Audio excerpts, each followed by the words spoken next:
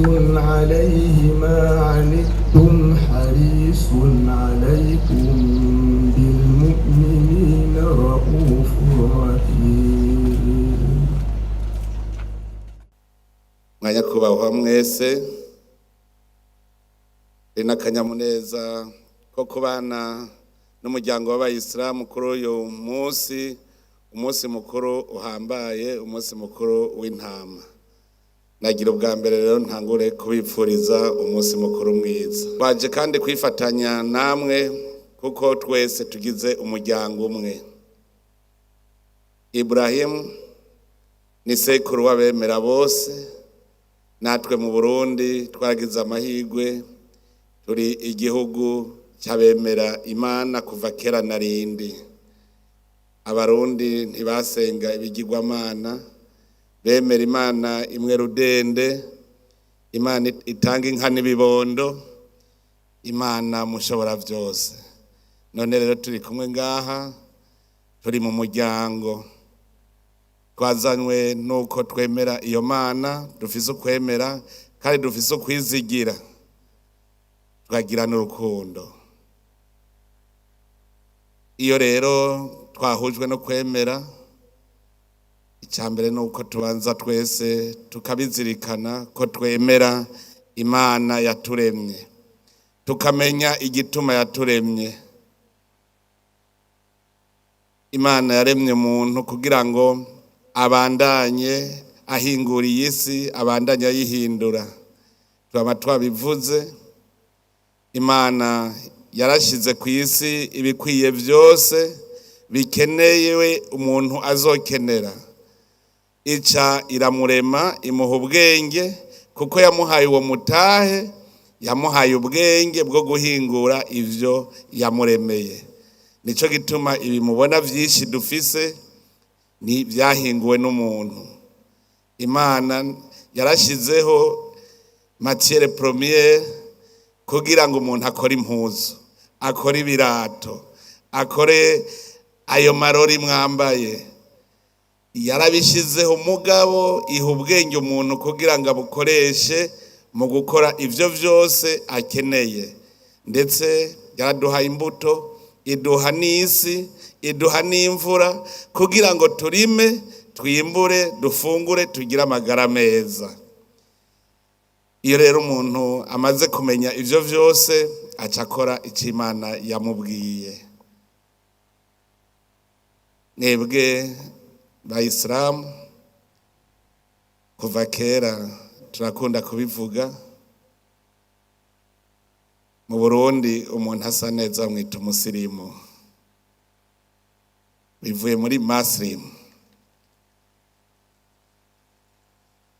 Ntushobora kuba umusirimu ataco wiha.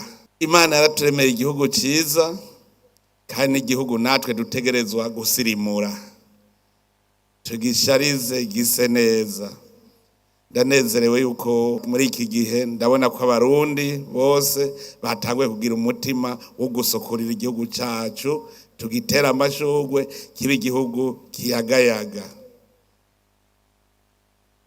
Umurundi wese ateza kumenya yuko Imana izomubaza ico yamaze kuri iyi si, kuko nico yakuremeye. Uzotanga raporo, mbega uzotanga iki? Naho nyene n'ubu ngira ngaragaza umunezero ko abayisilamu bubu ntibakimeze nk'abayisilamu ba kera. Abayisilamu ba kera babasanga kwirigara gusa, mugabo ubu vyarahindutse, ubu basaga ku kivi barakora. Kare wamenga abayisilamu ntibakwiye kwiga ngo bateze imbere igihugu. None ubu dufise abayisilamu bize n'ugwaruka rwanyu muriko muragwigisha. Turafise abaprofesere muri za kaminuza. Murabona yuko niyo haje umuyisilamu akaba umushikiranganje ntatumara amaza, vyerekana ko abafise umutwe. Ikintu rero gikenewe nukumva yuko dutegereza gukora, tugakorera n'igihugu cyacu, kuko kugira tuveho twakoreye igihugu, umwe wese agira icyo akoze. Bijya mwavuze vy'ibibanza, bijya n'ivyo gusukurira abarundi, mubimenye neza, si ku kazi. Niba baguhaye job, baba bakugenye kuja gusukurira bene gihugu. ahubwo ico mwovuga muti abarundi bose banganya amahirwe yo kusukurira bene gihugu, abayisilamu barimwo, abakristo barimwo, bose bategereza kunganya amahirwe. Kare rero ko kare bavuga bati abafise amashure ni bangahe, none ubu murayafise. Hariho ibiraje shinga bikomeye kurusha ibindi, ibi vyuko mu ngo ingo zanyu imiryango yanyu ingene yubakwa. Mu gihugu kirimwo abantu b'Imana hariho ikintu kimwe tugenderako, ngo mu mibano yanyu mugende mwengengana. Ivyo wowe uri kurakora ntibitirimutse uwundi, kandi ubikore mu bugwaneza kwengengana. Iranditse mu gitabo cy'abakristu bati wewe n'ivyo ufata ubifata udashaka ko bitirimutsa uwundi. N'imigenzo yawe rero uyigire mu bugwaneza, uguma mu rukundo udatirimutsa abandi. Nico gituma rero mubona yuko nta muyisilamu barapfunga ngo nuko afise uwundi mugore kubera no kwengengana. Mugabo mu mico n'imigenzo y'abarundi murazi yuko iminsi yose barabuza guharika. None mweho mubigira mu bugwaneza. Ikigira kabiri nuko umwana ategerezwa kugira se. Abantu ba mbere tugwanya n'abantu bagenda bakarenga ibigo, hanyuma umwana akavuka atagira se kandi sariho. Umwana kwitwa imfuvyi afise se biramaramaje. Abayisilamu muvyaye umwana muramwemanga, nico gituma umwana wese ategereza kumenya se. Kuko mu Burundi umwana atorana kwa se ntatorana kwa nyina. Nico gituma ategereza kumenya se. Iyo rero bariko baravuga umwana, keshi burya tuba turiko turondera se ko ategereza kuja habona. Twese dutegereza kugira amahirwe amwe mu gihugu cy'u Burundi, abantu bose barangana imbere y'amategeko. Nta uri inyuma, nta uri imbere. Ariko tuze turategera neza yuko igihugu atari inka yapfuye turiko turagabura.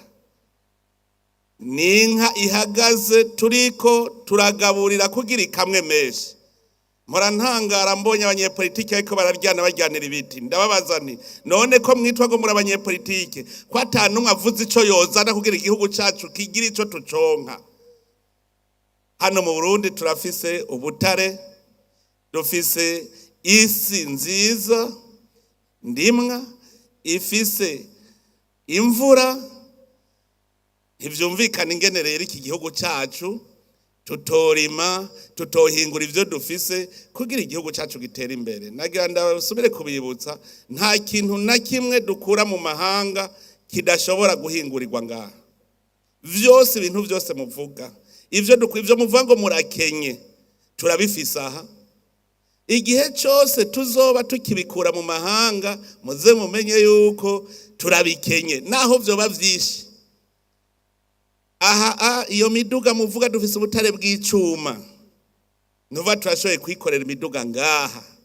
Dufise ubutare bwa cuivre, turashobora kwikorera zirya nsinga tuja gukura hanze. Nta kintu na kimwe gaha tudafise. Ayo mabateri mwumva dufise za lithium, dufise cobalt. Ubu unitwugurure dusaba Imana mushobora byose itwugururira umuco, tuve mu mwijima tugendere mu muco, tubone ico twokora. Twari twarazimiye gushikaho twankana igihugu cacu. Ntushobora kuvuga ko ukunda igihugu cawe uri kuratoteza mwene wanyu. Murabona ngaha turabavukanye twese. Ntivyumvikana ingene dushobora kuvuga ngo iki gihugu cy'u Burundi dufise ubwoko bumwe tukavuga ngo turimwe abahutu n'abatutsi n'abatwa. Mukazobona umuntu wese ariko aracamwe imico abarundi, mumenye ko ari shetani iri kwiramukoresha. Duheze tuvuge uti toka shetani. Ivyo vyose bizana abantu gutandukana iba ari shetani. Mu Burundi twebwe dufise ubwoko bumwe. Ubwa mbere turafise data wa twese ni Imana. Tukagira sokuru wacu Burahimu, abemera bose no mu bitabo by'iwacu biranditse yuko Burahimu yabaye sekuruza w'abemera bose. Turamusangiye.